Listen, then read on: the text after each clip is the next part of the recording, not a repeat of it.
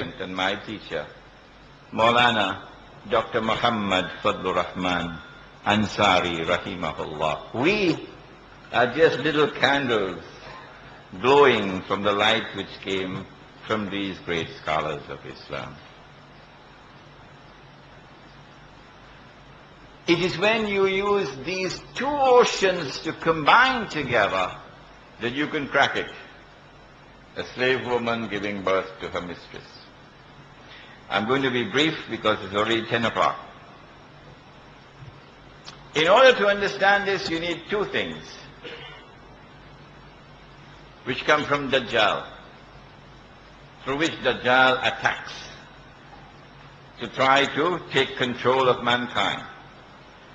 One, the Prophet said that the age of Dajjal will be the age of kathratul riba. That riba will take control of the world in the age of Dajjal.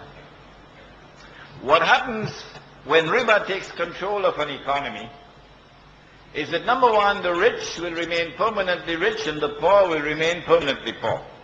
Wealth will no longer circulate. Number two, the rich will grow richer and the poor will grow poorer, and the number of poor will constantly increase until they reach to the depths of that destitution.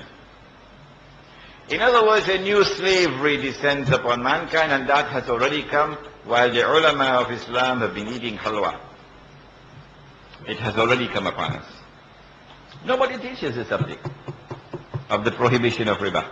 Nobody. I had the good fortune to live in New York, the capital city of riba. And there I was able to put book knowledge to bear upon the real economy in the world today.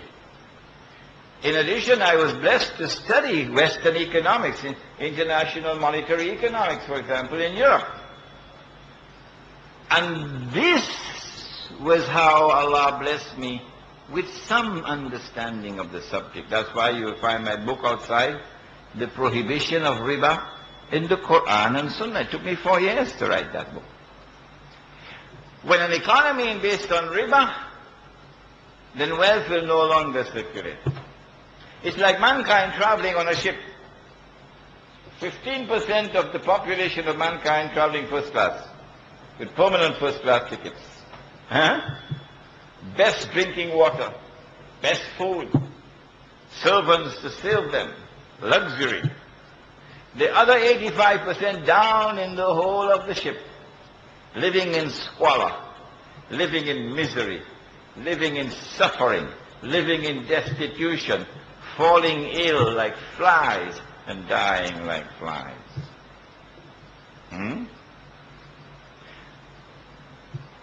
So they are slaves down there. That's Indonesia today. That woman, therefore, is a slave woman down in the whole of the ship. She's the one we're talking about. In the age of Dajjal, not only do we have riba, but something else. The last people to come out of Dajjal will be women, said the Prophet ﷺ.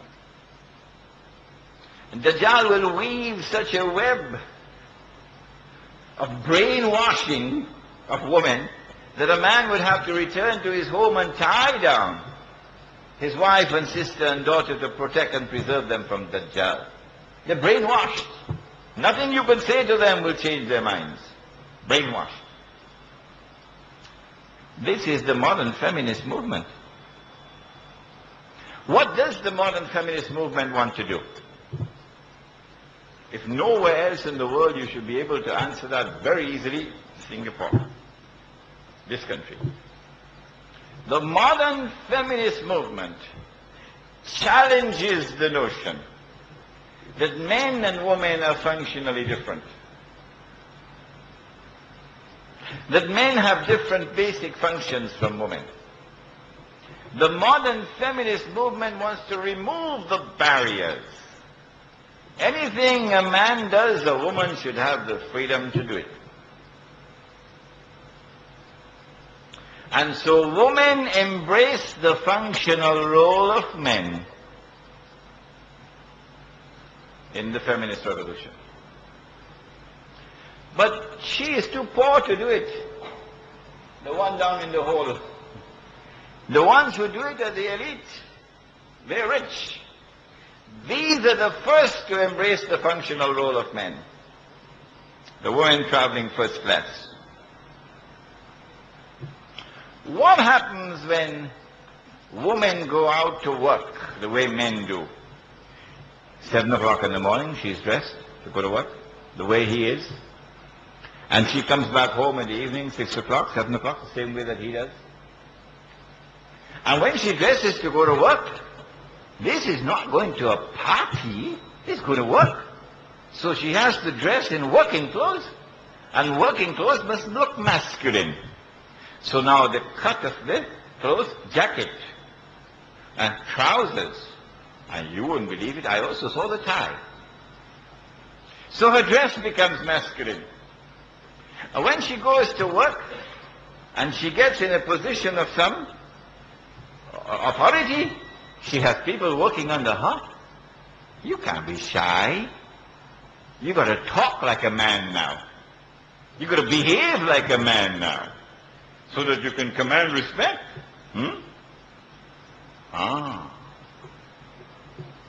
But in the Quran, Allah describes women differently. Musa alayhi salam, remember how he drew the water for the girls? And then one of them came back, father sent her back, go call him. And she has to come and approach this man, a woman approaching a man. And Allah describes in the Quran how shy she was, how bashful she is, that she has to approach a man. But Uncle Sam's daughter ain't shy. Huh? That's for kampung. We are modern women. So they behave like men, they dress like men, they talk like men, and even the faces begin to look like the men, faces of men. I don't want to mention the name of anybody in Mr. Clinton's cabinet. Huh? The softness is gone. The shyness is gone. The bashfulness is gone. And so as women assume the functional role of men, they begin to lose their femininity. But Allah describes the male and the female in using the analogy of the night and the day. Listen to him. وَاللَّيْلِ إِذَا يَغْشَى. He takes an oath by the night and that which it shrouds and covers so mysteriously, so beautifully. وَالنَّهَارِ إِذَا تَجَلَّى. And he takes an oath by the day and its bright, powerful light. وَمَا خَلَقَ الذَّكَرَ وَالْأُنْثَى. That in the same way that Allah created the night and the day, so too did He create the male and the female. Allah wants the day to be day, and He wants the night to be night. When the day is day and the night is night, do you notice the attraction? How much they are attracted to each other? And when the day is coming to an end, and the day is approaching the night, do you notice the anxiety, the enthusiasm, how the day paints the sky in so many colors? Are you blind? Don't you see it? And then when the day reaches the night, the day plunges into the arms of the night. A rush of a plunge into the arms of the night. It happens every sunset. And then the day spends the night with the night. And there's a time for rest, and there's a time for sleep, and there's a time for love, and there's a time for worship, and there's a time for meditation, and then the time comes to say goodbye. And the day must say goodbye to the night. But the night doesn't want the day to go. And so the night holds on to the day. And only one ray of light comes out. And then a second ray and a third ray of light. Slowly, slowly, slowly the light comes out in the morning. How different from sunset. So when the day is day,